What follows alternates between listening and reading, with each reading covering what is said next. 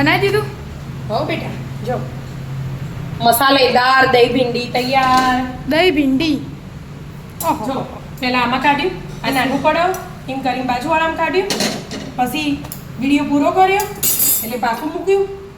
અને આ રે તો પાછો અલગ જ છે. અલગ વાસણો. આ થાળીમાં ખાલી ભીંડા કાઢ્યા એટલે આ બધું નખી ના દેવાય, એમ વાત જ છે. અન્ન દેવતાનું અપમાન થાય. એટલે હું ખાવા બેહું એટલે લૂસીને બધું લઈ લઉં બરાબર. એટલા માટે. એ તમને બધાને આવડે ના.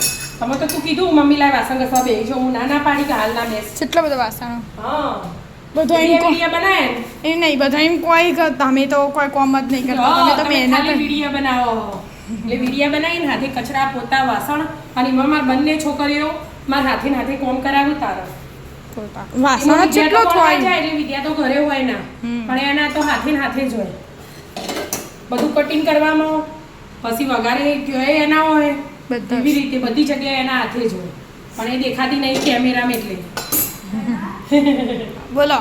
લા રોટલી આવશે બે ભાઈ બહેનને ચમચી જો આ મુલા આવું એ કોમ ચાલુ હોય ખાસમાં વાત. છેવું બન્યું એમ કેમ દહીં ભીંડી મારું વિદ્યા તો finish નહીં થઈ હોય. એટલે સારું હોય.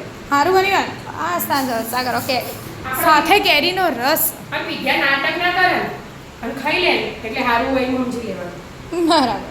નહીંતર વિદ્યા એટલું મેલ્યું હોય મમ્મી હું તો થોડું ખોય ને આવું ખોય લે જો ભણે જાય એટલે ખાલી પપ્પા હજુ તો રસ્તામાં પણ વિદ્યાને જવાનું મોડું થતું હતું એટલે વિદ્યા બેસી વિદ્યા તે શ્યામે બેસી શેરને ભૂખ લાગી હતી. હજી પપ્પા 12:30 વાગ્યા પણ પપ્પા હજી આવ્યા નહીં. પપ્પા બેંકમાં છે. બેંકમાં છે આ પપ્પા. શાંતિથી પપ્પા તારું કામ હોય એ બધું કમ્પ્લીટ કરીને આવું. એ યુવાને કીધું કે હું આવું આમાં હજી તો અડધો કલાક થશે. અમને રોટલી કરી દો પછી બધા હાથે ખાવા બેસી જઈશું આપણે ત્રણ. લેડો તાન શાંતિથી ખાઈ લઈએ. રાધે રાધે.